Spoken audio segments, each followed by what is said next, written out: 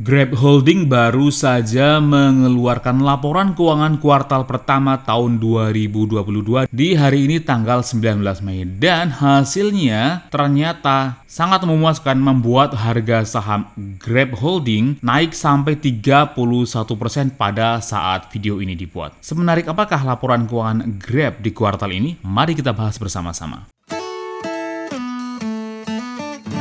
Hai Sobat Investor, selamat datang di Islam Invest dan kali ini kita akan membahas saham Grab Holding ya. Grab itu adalah perusahaan terbuka yang diperdagangkan di bursa Nasdaq dengan kode ticker Grab. Bagi Sobat Investor yang tertarik untuk membeli saham Grab bisa melewat aplikasi Nanovest, eToro ataupun GoTrade. Nah hari ini saham Grab itu menaik sangat tinggi ya, mencapai 31% karena laporan keuangannya meningkat cukup bagus. Nah mari kita bahas laporan keuangannya ya. Dilansir di situs Business Wire. Ini linknya saya taruh di deskripsi ya, jika Sobat Investor ingin menggali lebih dalam sendiri silahkan buka linknya langsung Sobat Investor. Jadi ini berita baru saja keluar ya di tanggal 19 Mei tahun 2022. Intinya laporan keuangan Grab di kuartal pertama tahun 2022 ini sangat bagus dan melampaui ekspektasi para analis ya, baik secara GMV atau Gross Merchandise Value yaitu total nilai barang yang dijual di platformnya Grab maupun secara TPV atau Total Processing Value yaitu jumlah transaksi yang terjadi di platformnya Grab. Jadi menurut kedua sistem pengukuran ini, Grab meningkat cukup signifikan ya, baik di pengantaran makanan atau delivery, di mobility yaitu ride hailing atau ojeknya ataupun di financial service-nya Sobat Investor. Gross Merchandise Value-nya itu sebesar 4,8 miliar dolar atau naik sampai 32% year over year. Sedangkan revenue-nya atau pendapatannya itu sebesar 228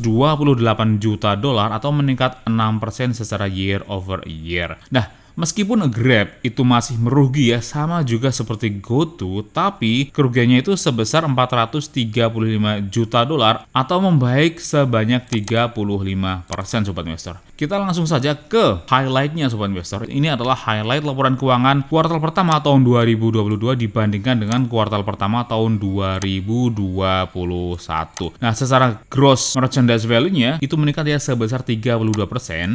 Jadi lumayan nih kenaikannya, artinya Grab itu secara overall tuh semakin diminati oleh masyarakat sehingga total penjualannya juga terus meningkat Sobat Investor. Mungkin efek pandemi juga ya, karena pandemi sudah semakin bisa diatasi, jadi semakin banyak orang yang menggunakan jasa Grab Bike. Tapi selain dari jumlah gross merchandise-nya, ternyata jumlah pengguna Grab juga meningkat ya dari 28 juta user menjadi 30,9 juta user atau meningkat 10%. Angka yang cukup lumayan ya, karena ini angkanya jutaan loh.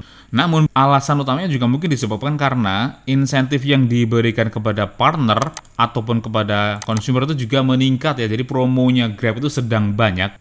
Revenue-nya atau pendapatan dari Grab itu juga meningkat meskipun tidak terlalu banyak ya, dari 216 juta dolar menjadi 228 juta dolar atau hanya meningkat sebesar 6% Sobat Investor. Tapi meskipun begitu, ada yang menarik di sini yang mungkin ini juga membuat para investor itu semakin tertarik untuk membeli Grab itu karena ruginya itu menurun Sobat Investor. Artinya keuangan Grab itu semakin membaik ya kalau kita bandingkan loss atau rugi di kuartal pertama tahun 2021 itu sebesar 666 juta dolar, tapi rugi di kuartal pertama tahun 2022 itu menjadi 435 juta dolar atau ruginya tuh menurun sebesar 35%.